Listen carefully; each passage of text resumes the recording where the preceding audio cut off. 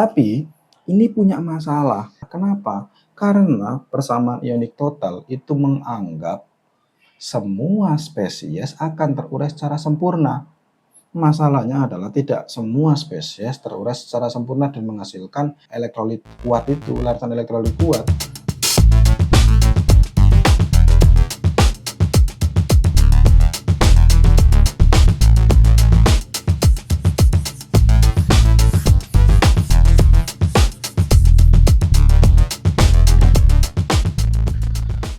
Halo teman-teman semua, selamat datang kembali di Baru Belajar. Alhamdulillah, malam hari ini kita bisa berjumpa lagi untuk melanjutkan pembacaan kitab Kimia Dasar karya Bapak Remoncang. Pada malam hari ini kita akan melanjutkan pembicaraan, ini masih di reaksi pengendapan. Saya tapi sudah hapus judulnya, tapi reaksinya masih ada karena di reaksi pengendapan ini kita akan ada subbab baru tentang tentang apa namanya ya, tentang persamaan reaksi. Tetapi ya ini juga adalah hal yang sangat baru buat saya karena sebelumnya saya tidak tahu ada hal ini di kimia dasar. Bahkan sampai sekarang juga saya baru tahu ini. Jadi ini yang kita bicarakan hari ini tentang persamaan reaksi atau apa saja di dalam persamaan reaksi itu. Tapi seperti biasa, mari kita mulai terlebih dahulu dengan berkirim Fatihah. Kita berdoa mengharap ridho. Yang pertama kita kirimkan doa kepada kedua orang tua kita, yang kedua kepada guru-guru kita, dan yang ketiga kepada Bapak Remoncang yang punya kita baca. Kepada semua telah disebutkan Al-Fatihah.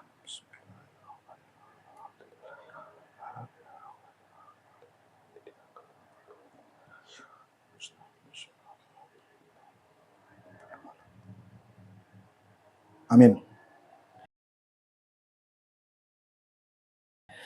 Hari ini itu kita akan berbicara tentang sebuah subbab yang menurut saya sih agak ganjil ya, karena kita sekarang kan sudah masuk ke subbab baru yakni reaksi di media air. Ya mungkin karena babnya itu reaksi di media air ya, sehingga di saat ini kan kemarin di dalam subbab reaksi pengendapan. Nah, sekarang itu ada subbab yakni reaksi molekul persamaan molekul dan persamaan ion. Masalahnya adalah dulu kita itu sudah pernah berbicara tentang persamaan reaksi. Tapi ketika kita sudah masuk ke subbab baru ke bab baru ini kok muncul lagi ada ada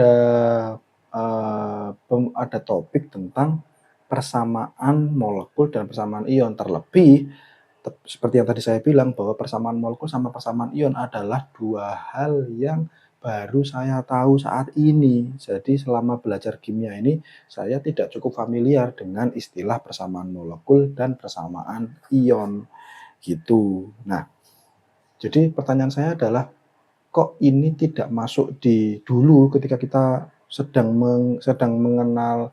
berkenalan dengan persamaan reaksi, kenapa kok sekarang?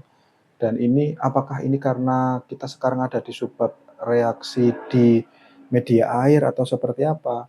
Terus kenapa kok dimasukkannya itu di subbab reaksi pengendapan? Padahal di dalam yang kita akan bicarakan hari ini itu reaksinya bukan ada subbab persamaan reaksi ion. Kenapa kok begitu penataannya? Jadi mungkin ini Pak Raymond juga mungkin ini mau ditaruh di mana ya? Mungkin ada gitunya atau, oh mungkin yang paling pas di sini ya, kalau di depan mungkin nanti belum siap atau gimana, enaknya di sini atau gimana, saya nggak tahu. Tapi, loh kok gini lagi? Jadi, hari ini kita akan berbicara tentang persamaan molekul dan persamaan ion. Nah, dulu kita itu sudah pernah berbicara tentang persamaan reaksi. Kita sudah belajar bahwa reaksi kimia, persamaan reaksi itu harus basis utamanya adalah kekekalan massa itu ya, bahwa massa atau komponen yang ada di sebelah kiri. Nah, yang nomor satu sebelah kiri yang seperti ini itu harus ada reaktan dan harus ada produk. Nah, basis hukumnya adalah kekekalan massa. Jadi, sesuatu yang ada di kiri itu harus sama dengan yang ada di kanan atau sebaliknya, yang ada di kanan itu harus sama dengan yang di kiri. Ini kan kita bicarakan waktu di stoichiometry kalau nggak salah. Lalu selain ada reaktan, ada produk, jumlahnya sama, ada panah, ada fasa, ada koefisien. Ya inilah persamaan reaksi. Persamaan reaksi kita tahunya ini ya persamaan reaksi gitu. Nah sekarang kita masuk lagi ke subbab, ada yang judulnya adalah persamaan molekul dan persamaan ion. Nah kalau dari definisinya, yang seperti ini, yang kita kenal sebagai persamaan reaksi, ini itu masuk ke kategori persamaan molekul. Jadi di sini saya akan tulis ini adalah persamaan molekul. Apa sih persamaan molekul itu? Persamaan molekul itu adalah sebuah persamaan yang di dalamnya itu menuliskan semua komponen yang terlibat dalam reaksi secara lengkap. Dalam kerja-kerja di laboratorium yang kita sering gunakan dan yang kita mudah gunakan ya yang di sini. Karena misalnya kita mau mengambil PB gitu ya, nggak ada PB terus PB tok ngono kuwi, mesti dalam garam-garam PB seperti di sini. Jadi di lab itu nggak terus ada gelundungan PB gitu, tapi dalam garam misalnya PbNO3 2 kali. Kalau toh ada PB itu berarti di PB standar. Di PB standar itu pun saya kira, saya nggak pernah lihat komposisinya ya. PB standar, masa iya ada PB2 plus itu berdiri sendiri kan enggak. Jadi harus ada ion penyeimbangnya dan NO32 kali kan ya ion penyeimbangnya si PB itu. Nah, ini jadi secara makro ini makroskopis ya di lab kita melihatnya. Ya ini.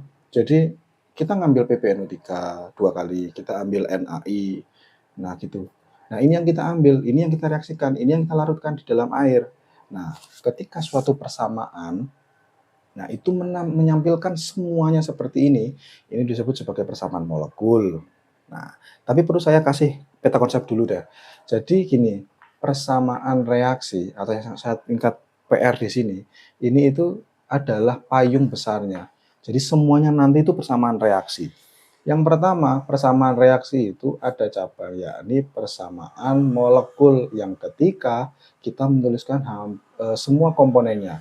Yang kedua adalah persamaan ionik. Nah, persamaan ionik ya. Nah, di dalam persamaan ionik ini nanti akan ada cabangnya, yakni cabang total, total dan bersih. Kalau nggak salah ya. Ya, total, total dan bersih. Nah, yang selama ini kita sebut sebagai persamaan reaksi, itu sebenarnya adalah persamaan molekul. Nah, gitu. Jadi seperti ini, itu adalah persamaan molekul. Sesuatu yang biasanya kita sebut persamaan reaksi, itu sebenarnya adalah persamaan molekul. Nah, kalau persamaan molekul seperti ini, persamaan ionik seperti apa? Ketika persamaan molekul itu menuliskan semua komponen yang dibutuhkan yang seperti ini, yang muncul di dalam sebuah bejana atau dalam tabung atau dalam beker gelas itu seperti ini. Nah, ini adalah persamaan molekul. Bagaimana dengan persamaan ionik? Kan seperti itu. Nah, tapi di sini ada dua. Nanti kita akan coba bedah. Nah, persamaan ioniknya seperti apa? Nah, persamaan ioniknya kita itu menguraikan secara total. Kita itu mempertimbangkan apa yang terjadi.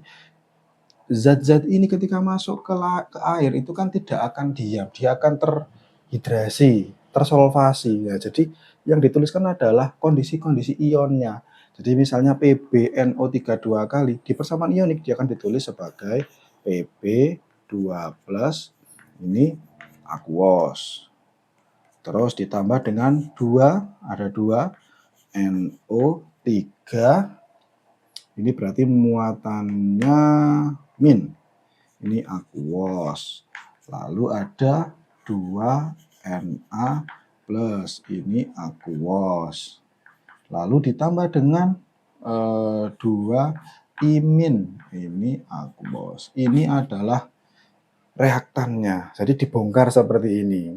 Jadi apa yang ada semua di dalam bejana, di dalam beker, di dalam tabung reaksi, itu yang ditulis. Karena PbNO3 2 kali di dalam beker tidak diam sebagai PbNO3 2 kali, tapi terurai sehingga uraiannya yang dituliskan.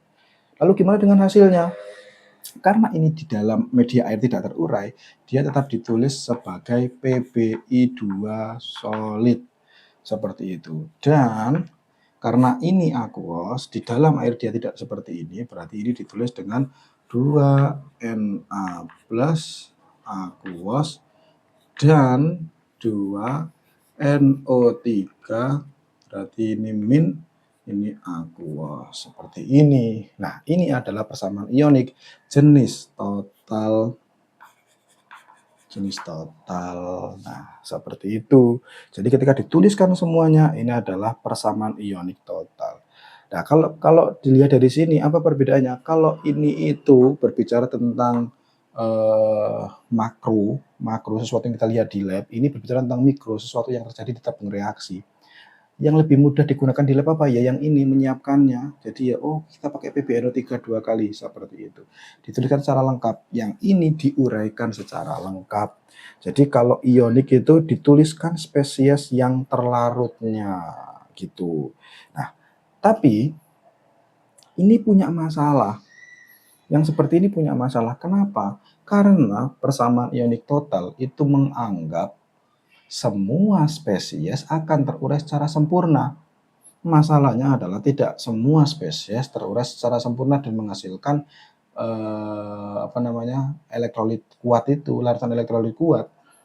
Artinya kalau misalnya kita mau benar-benar fair untuk sesuatu yang tidak terurai secara sempurna, misalnya asam asetat gitu ya, berarti kita akan menuliskannya menjadi 3 spesies, yakni ada CH3COO-, ada H+, dan ada CH3COH yang tidak terurai. Masalahnya adalah berapa banyak derajat ionisasinya, itu yang jadi rumit. Sehingga salah satu kelemahan persamaan ionik total adalah tidak semua spesies itu bisa terurai secara sempurna atau ya secara total terurai gitulah. Seperti itu. Sehingga mungkin itu yang menyebabkan hal seperti ini itu jarang dituliskan gitu. Nah, kita sudah berkenalan kan dengan persamaan ionik total. Nah, sekarang kita masuk ke persamaan ionik yang bersih. Yang bersih. Sebelum kita masuk ke yang bersih, kita itu harus berkenalan dengan ion-ion yang sebenarnya dia itu menjadi ion penyeimbang. Jadi ion pendamping, kalau di sini penyebutannya itu ion pendamping. Nah, karena tadi sudah saya coba sampaikan ya bahwa Pb itu tidak mungkin gelondong. Dia itu pasti ada ion penyeimbang. Na atau I atau ya gini loh, NO3 pun itu juga tidak akan terus, NO3 itu akan terus gelondong dewe gitu. Jadi tidak akan ada NO3- sendiri, tapi dia itu perlu ion penyeimbang. Ion penyeimbangnya itu apa? Pb. Ion penyeimbang Na itu apa? I. Ion penyeimbang itu apa? Na. Nah, dalam konteks ini karena reaksinya itu sebenarnya sedang mengarah ke PbI2, ini adalah aktor utamanya, berarti yang tidak ini dan muncul di kedua sisi itu adalah ion penyeimbang. Apa yang muncul di kedua sisi? Karena aktor utamanya adalah PbI dan yang muncul di kanan kiri adalah Na, berarti ini Na, ini adalah ion penyeimbang.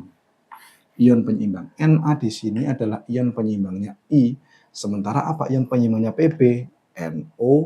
NO3-. Ini adalah ion penyeimbangnya yang keluar 2 kali. Sehingga dalam persamaan ionik bersih, kita tidak perlu menuliskan ion penyeimbang, tapi cukup dituliskan saja aktor utamanya Pb2+ ditambah dengan 2 imin, hasilnya adalah PbI solid. Ini saja. Ini adalah persamaan ionik bersih. Tapi kita tentu akan tahu, jadi kayak oke, persamaannya itu adalah Pb ditambah I. Kalau di lab kita harus cari tahu, kita dapat Pb2+ dari mana? Kita dapat Pb2+ tetap kembali ke sini. Pb NO3 2 kali atau dengan bahan-bahan yang lain, yang garam-garam lain lah, atau kita dengan garam-garam lain yang tetap hasilnya adalah akan menghasilkan Pb2+. Nah, seperti itu. Itu adalah persamaan molekul, persamaan ionik total, dan persamaan ionik bersih. Satu contoh sudah, kita akan buat contoh yang kedua.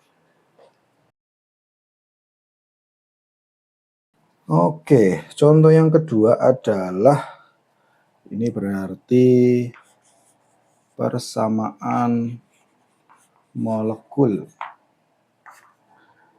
Contohnya adalah BaCl2 ini aquos. Jadi ada garam BaCl2 ditambah dengan Na2SO4 ini juga aquos. Hasilnya adalah padatan BaSO4 ini solid dan ditambah dengan 2NaCl ini aquos. Oke. Kita tahu bahwa aktor utamanya adalah BaSO4 dan yang akan jadi ion penyeimbang yang akan dibuang akhirnya adalah Na dan Cl. Dari sini kita bisa kayak semacam memperkirakan seperti itu. Oke, persamaan molekul sudah, ini adalah yang akan terjadi dan yang akan kita lakukan di dimensi makro kita sebagai orang yang lab. Nah, itu kita ambilnya berarti BaCl2, lalu kita juga ngambil Na2SO4 dan digabungkan sehingga akan menghasilkan padatan BaSO4 dan 2NaCl yang terlarut. Nah, itu terus bagaimana dengan persamaan ionnya?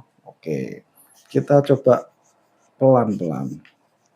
Persamaan ionik langsung total aja ya dulu, langsung karena kita tahu bahwa total dulu baru nanti yang bersih. BaCl2 berarti di sini akan ada Ba2+, ini aquos. Kalau teman-teman masih ada yang bingung kok bisa tiba-tiba 2+, Cl itu muatannya 1-, sehingga kalau di sini Cl-nya ada 2, berarti total anionnya adalah -2, sehingga Ba-nya itu 2+. Ditambah dengan apa? Cl. Cl-2, nah 2Cl- ini aquos, terus ditambah dengan 2Na+, ini aquos, ditambah dengan SO42- ini aquos.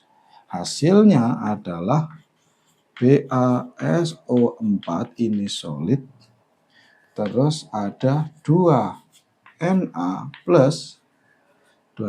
ini aquos, dan nah, saya taruh di bawah ditambah dengan 2Cl- ini aquos. Ini adalah persamaan ionik total.